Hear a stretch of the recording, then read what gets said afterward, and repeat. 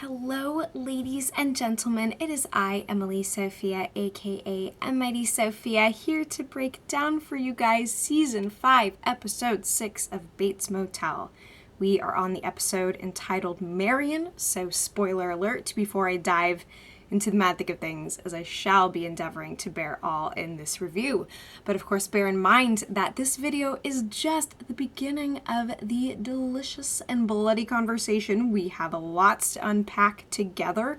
I'm going to do my best to do that in this video, but there is territory that I'm probably not even going to be able to touch upon because there are just layers upon layers to peel back here, and I'm getting right into the meat of matters. I can't contain myself anymore because I am just stunned in the best possible way at the direction that this episode took. And I knew for a fact that Carrie Aaron and Carlton Cuse and the showrunners and writing staff, I knew that they were going to blow our expectations out of the water, and they were going to do something dramatically different with Marion's fate. But I had no idea that that actually involved not killing her off whatsoever, and in her in fact running free, and Mother stepping back and letting Norman take the reins to take out Sam Loomis. That was a type of cathartic that I did not see coming.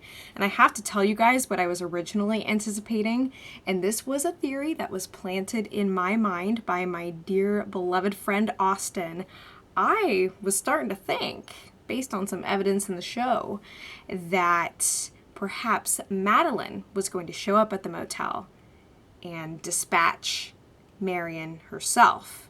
And so taking that shower scene and doing something completely different. And then Norman, of course, is still watching and he sees this event occur. And then he goes and takes out Madeline because Mother's like, I'm not having it with these killer ladies. I gotta show them up. So this is the idea that I was walking into the episode with.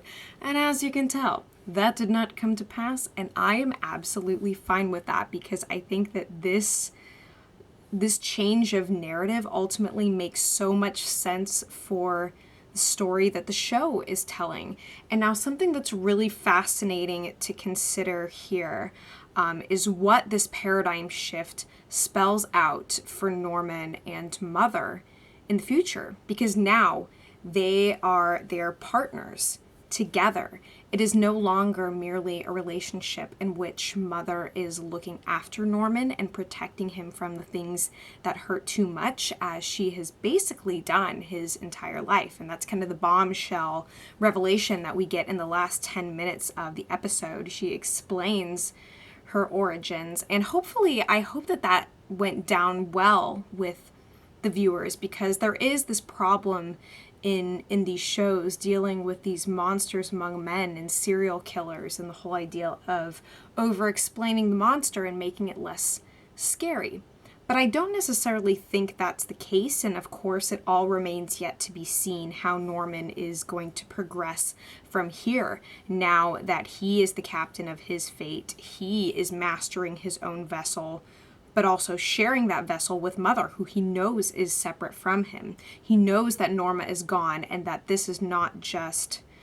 She is only a stand-in for Norma. She has her appearance and her voice, and she can emulate her and capture her qualities, but he knows that this is not the woman that he loved and who raised and nurtured him from the outside. But rather is this manifestation of her that he created, and he drew from this woman who he so loved and had such deep affection for. And it all makes so much sense, but it's so cool. And to see all of that out in the open, and the writing was just absolutely top notch in my book. I so enjoyed the delivery of each and every line, and every performance was just stunning. Especially from Freddie Highmore and Vera Farmiga, and what can we expect from them but sheer perfection? And let me say, Emmy-worthy perfection. I'm looking at you guys. Next awards season, it's gotta happen. Lock this in for Freddie, please and thank you. I would also ask for Vera. I don't want to be too greedy, but I think that they both deserve it. And this episode is just bona fide proof their immaculate talent and how dialed in they are to these characters, and Vera Farmiga to this version of a character that we've gotten to know and love. But now we see that the veil is pulled back. Norman has achieved this lucidity, and the question now stands is Norman and Mother's relationship, is it going to evolve into a partnership kind of like that between Dexter and Harry Morgan in the show Dexter? I gotta get into those parallels a little bit, because, Mother is just as much the dark passenger as she is this kind of potentially Harry Morgan figure. It's interesting to actually think about the parallels between Dexter's projection of Harry and Norman's projection of Mother. There's a lot to look into there, and I want to talk about it more.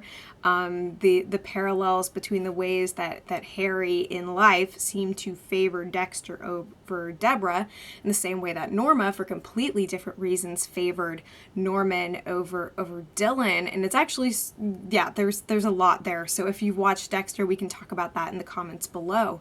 But I didn't see this coming. I mean, we've seen this power struggle unfolding between the two as Norman is frustrated that Mother is going behind his back. He doesn't get to know what's going on. But then there's also occasions where Mother tries to task Norman with something that is impossible or insurmountable for him.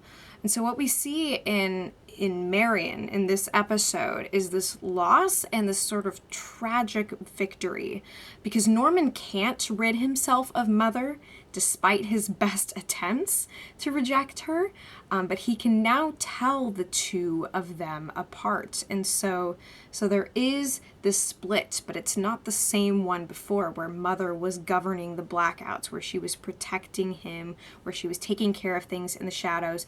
Now she knows that he's not the little boy who needed her before, but now they are in it, and there is no way that the cord between them is going to be broken, even though he has separated himself and stepped back and now understands the situation for what it is, which is super cool and super crazy, and they can go so many different directions with that, I think. But what Norman couldn't accomplish before with Caleb, he has now made up for by brutally dispatching a man who used and exploited his wife, like his father Sam had used and exploited Norma. And what Norman couldn't accomplish before with his father, who Mother arguably helped him take care of many years ago, he is now done with his own hands. He gets what he wants, which is the sense of control and selfhood, while Mother gets what she wants, and she pitches that as her bloodthirsty desires, as vengeance. And that is something that Norman decides that he wants desperately. So let's walk through the episode as best we can. And actually, I took some notes about the final quotes between Norman and Mother as they are getting ready to deal with Sam Loomis in the same bloody fashion that Marion was in the Psycho film. So Mother is chastising Norman for letting Marion get away, because it's obvious that she was trying to get him to sleep with her, but then along comes Sam Loomis, and there's this golden opportunity that Mother seizes. But it's also this moment of revelation and epiphany where Norman can no longer look away from who he truly is on the inside. And so Mother starts feeding him, saying that Sam reminds her of Norman's father. And Norman just leans into that hatred, and he sides with Mother all too eagerly, because the stars have just aligned at this point. So she tries to play the part of Norma and remind Norman of what it was like when his father flew into his rages when he was a child, and talking about the suffering that her mother experienced. And so now she steps back, and she's not pretending to be Norma anymore, which is really fascinating, because it represents this self-actualization that Norman seems to be coming to. But unfortunately, with this enlightenment doesn't come the peace that I think Norman himself, the boy, the man, craves. He can't have that, which is the tragedy of this terrible situation, but they start talking about why Mother actually exists. And what she says is, we are two parts of the same person. Both are very real, but there's one thing you don't know. The pain that I keep you from feeling, you need to feel it. Like Adam wanting all the knowledge and eating the apple in the Garden of Eden. You get the truth, but you also see the pain. So we are partners now. You have no choice. We are on even footing. And so then she starts going into the stuff about his father and about the abuse that Norma sustained and that Norman witnessed. And so she's like, you want to know the truth? You want to know who I am? It's too late, Norman. It is here. And unless Norman acts now, he's like retroactively hurting Norma is sort of the sense that I got from Mother's whole speech.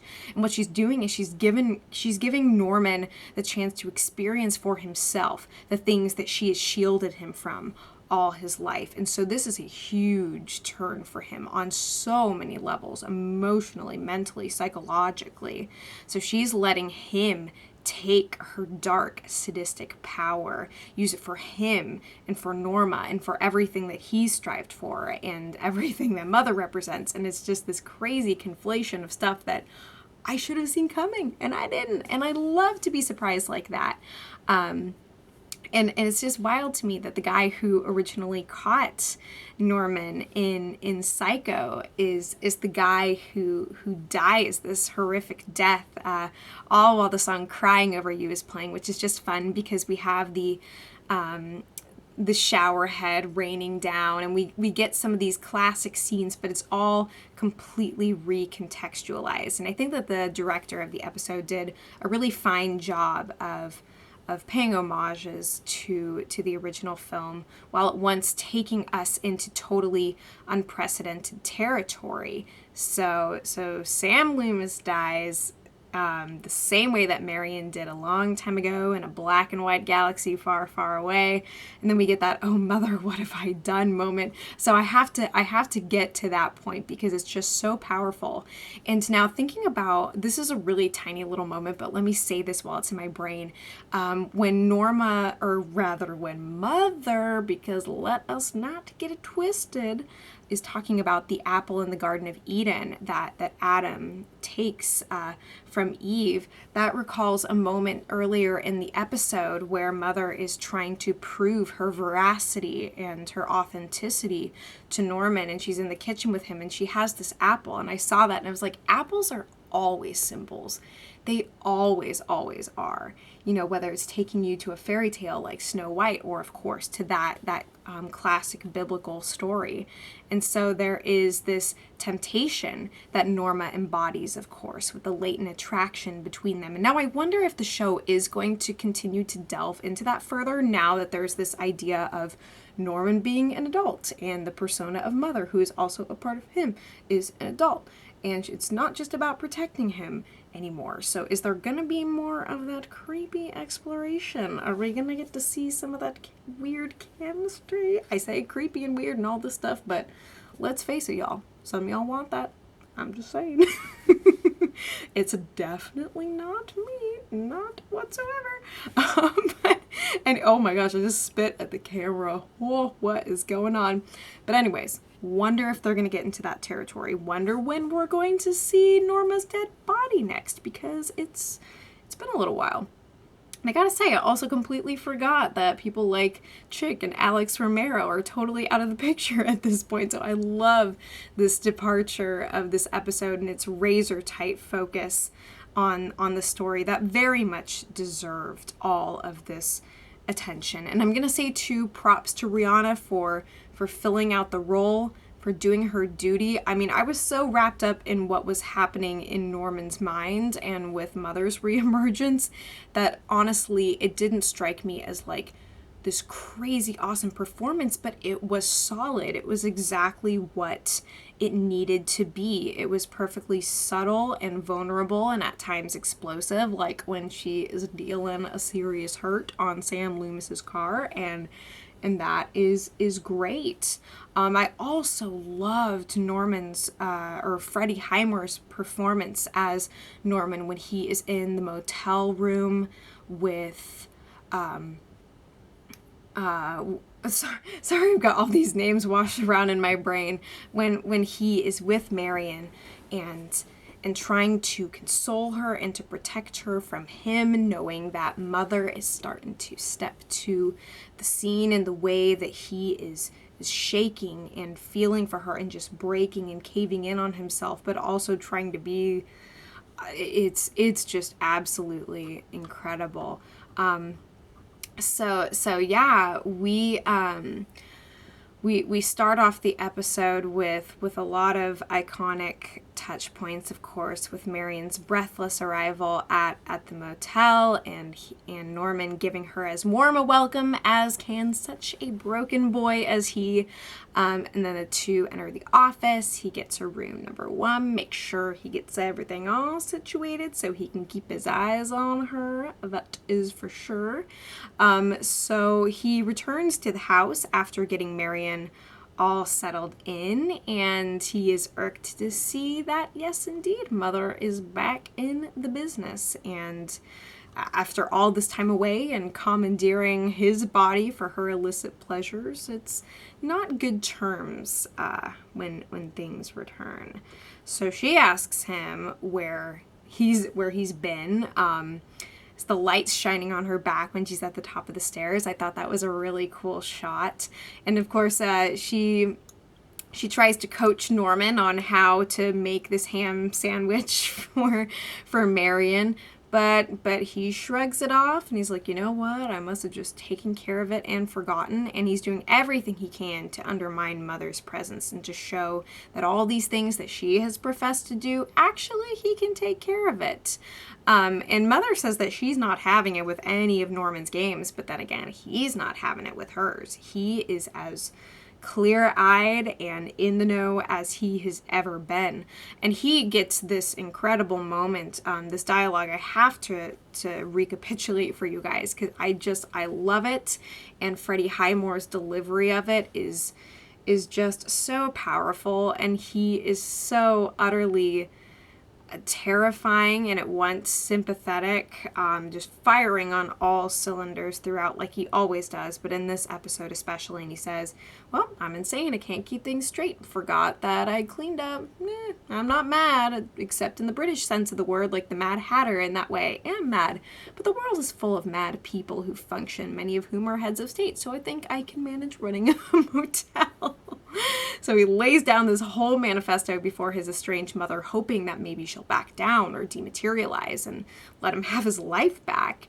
And she claims that he's hurting her, but she did not, in fact, deny herself, as she claims she has always done for Norman, so they gotta get that elephant in the room out and about. And she's like, I was lonely and got laid, big deal, and that super nonchalant, flippant way that Mother responds to everything. But now, this is the point where she proposes the New Deal where there's no secrets between them. But then Norman shoots back, the only secret between us is that you don't exist, which is quite a heavy blow to deal. But then Mother, she coyly retorts, if I'm not here, then why am I here? And Norman gets that too, because of the attractive girl who just checked in at the motel, and she's got to keep things on lock. He knows her modus operandi at this point, and he's not going to play second fiddle to his jealous protector anymore. But then Mother says, and this line is so delicious, like, you can't outmaneuver me, and the madness is it's so good. But Norman's doing everything he can to show Mother that she does not have power over him. And in fact, he kind of taunts her by letting himself voyeuristically watch Marion and pleasure himself from the other side of the wall. And it's almost as if he's goading her on, but then trying to demonstrate that actually I'm in control of the situation. I can do what I want. I can look at her. And there's even this omniscient moment where her voice just breaks in like, I am always with you. Use the Force, Luke, except don't do that. But yeah, and we also get the other bombshell up in Seattle for Emma and Dylan, who are just now coming to grips with Norma's death, and And Dylan, for one, can't believe that she would take her life as Norman professes, and that makes a hell of a lot of sense. And then we also get the recapitulation of the famous dinner scene from Psycho. You know, Marion's commenting on the retro aesthetic of the office, which is filled with the taxidermized birds, and they have a little bit of bird talk and some talk about Norman's hobby, and and then she looks up at the house on the hill and it's like, wow, what a big house you have. To which I say, all the better to hide my mother with, my dear. Big bad wolf style. But yeah, so they talk about his living arrangement with his mother, and we learn that Marion's mother left her and she was sent away and she's been out on her own and all this good jazz. We get another incredible line from Norman, which I adore. And he says, and this is something that I feel so much in my life right now, hitting me in the real zone, that it's hard to be lonely, but it's also hard to love people. And I think that's the trap, the little trap that everyone lives in. And we need people, but that need can destroy us. Once you care about someone, it rules you. And who even knows at the end of the day if that person is really who you think they are, or if they're real at all. And that is just, it's so freaking evocative and just gets right under your skin. So at this point, Sam's little world is crashing down all around him, and who actually gives a crap? But I love how basically all the actor has to do in these scenes is be perfectly unlikable, which he masters in spades. And this leads to, of course, the big fake out shower scene. This is one of 2 shower scenes in the episode that we get, and it ends not in Marion's bloody demise, but her stepping foot out of the shower and saying, screw this shit. Like, I'm gonna get what's mine. I am trying to give me and my man the life of our dreams, and if he doesn't want it, well, I'm gonna give it to him. And in fact, she does. And Norman actually has the decency to let Marion in on the facade that has been Sam Loomis's pursuit of and love of her. And yep, that is nothing but a dream, is all that we see or seem but a dream within a dream. I don't know, something, I totally botched that, but that line comes to mind. But anyways, so this is the point when we get the phone call between Dylan and Norman, and Norman reveals that he kept the truth about Norma's death from Dylan because it was too painful. And this is actually an honest admission from him, and we can see that he's reeling from that fact alone. We know, of course, that he is for the first time coming to terms really with Norma's absence, and the fact that Mother is not Norma's reincarnation, but is a product of his psychosis. But nevertheless, he does channel a bit of Mother in that he becomes incredibly manipulative over the course of the call with Dylan, and he spins the web of the suicide lie like a frickin' Black Widow, and it's just a sight to behold.